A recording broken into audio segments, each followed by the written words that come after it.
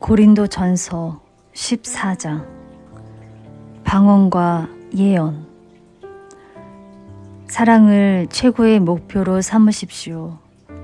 그리고 성령께서 주시는 특별한 재능, 특히 하나님의 말씀을 받아 전하는 예언의 은사를 간절히 구하십시오. 만일 방언을 할 수 있는 은사를 받은 사람이 있거든 하나님과 대화를 하고 사람들에게는 말하지 마십시오. 방언은 성령의 능력으로 신비한 일을 말하는 것이므로 보통 사람들은 알아듣지를 못합니다. 방언은 사람들에게 말하는 것이 아니라 하나님에게 말하는 것이기 때문입니다.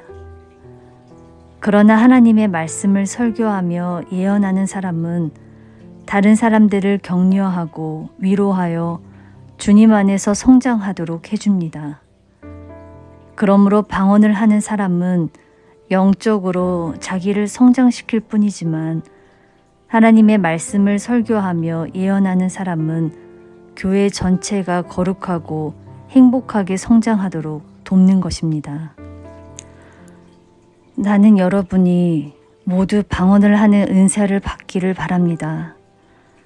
그러나 그보다는 하나님의 말씀을 받아 설교하고 예언할 수 있다면 더 좋겠습니다.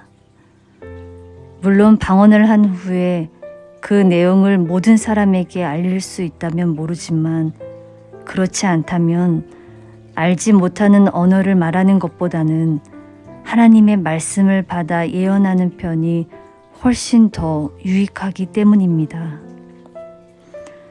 사랑하는 형제들이여, 내가 여러분에게 가서 알아듣지도 못하는 언어로 말한다면 여러분에게 무슨 도움이 되겠습니까? 그러나 하나님께서 내게 계시하신 것을 밝히 말하고 내가 알고 있는 일과 장차 일어날 일과 하나님의 말씀을 전한다면 그것은 여러분에게 도움이 될 것입니다. 방언을 말하기보다는 알기 쉬운 우리말로 하는 편이 훨씬 더 낫다는 것은 필이나 검은고 같은 악기를 놓고 생각해 보아도 알 수 있습니다. 검은고를 연주할 때 그 음이 분명치 않으면 무슨 곡을 연주하는지 어떻게 알 수 있겠습니까? 또 군대의 나팔수가 정확한 음으로 불지 않는다면 그것이 어떻게 전투의 신호인 줄 알겠습니까? 마찬가지로 여러분이 만일 상대방이 알아듣지 못하는 말로 말을 한다면 어떻게 그 뜻을 알겠습니까?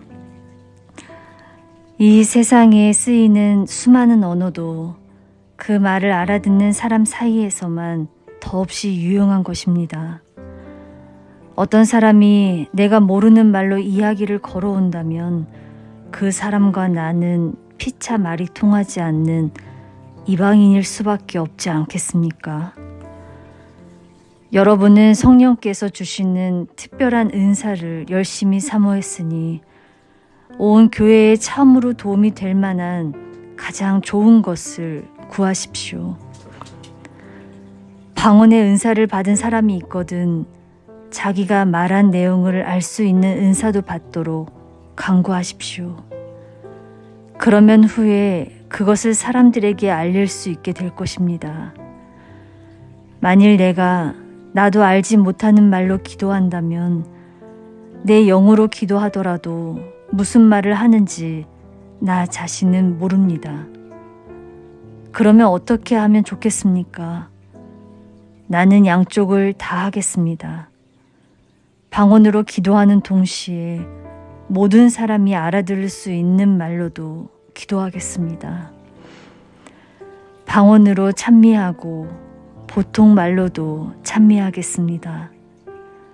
만일 여러분이 방언으로만 하나님을 찬미한다면 알아듣지 못하는 사람들이 어떻게 당신과 함께 찬미할 수 있겠습니까?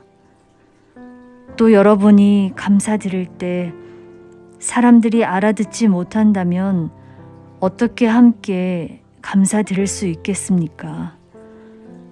여러분은 매우 진지하게 감사를 드릴 테지만 거기 있는 다른 사람들에게는 아무런 도움도 되지 못할 것입니다.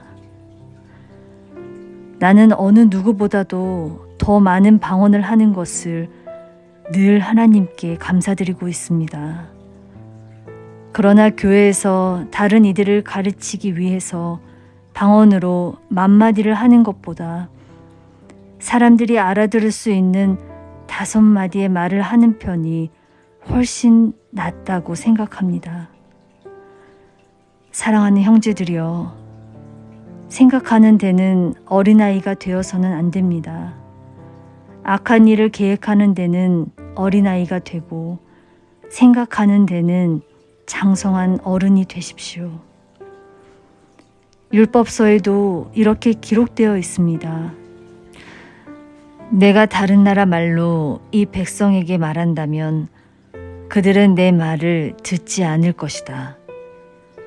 그러므로 방언은 하나님의 자녀들에게 그분의 능력을 깨닫게 하기 위한 것이 아니라 믿지 않는 사람들에게 표징을 보이기 위해 주신 것임을 여러분은 알아야 합니다. 그러나 예언은 믿지 않는 사람보다는 믿는 사람들에게 필요한 것입니다. 말씀을 믿지 않는 사람은 아직 그것을 들을 준비가 되어 있지 않습니다. 그러므로 아직 구원이나 은사를 받지 못한 사람이 교회에 들어와서 온 교회가 방언하는 것을 듣게 되면 여러분을 미쳤다고 생각할 것입니다. 그러나 만일 여러분이 모두 예언을 한다면 아직 믿지 않은 이들이나 새로운 신자들도 그 설교를 듣고 자기가 죄인이라는 것을 깨닫게 될 것입니다. 그리고 그 말씀 한마디 한마디가 양심에 찔려 마음속에 품은 생각을 다 털어놓은 뒤에 무릎을 꿇고 엎드려 예배드리며 하나님께서 참으로 여러분과 함께 계십니다 하고 고백할 것입니다.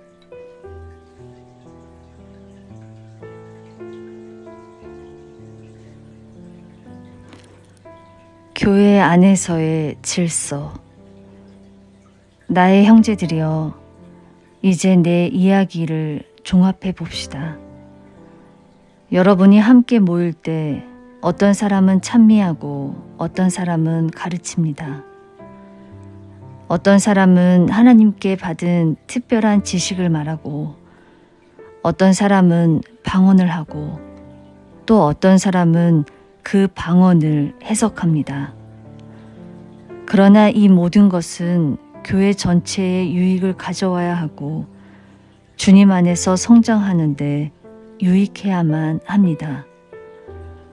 방언은 2-3사람만이 모여서 하되 한 번에 한 사람씩 말하고 다른 사람은 반드시 그것을 통역해야 합니다.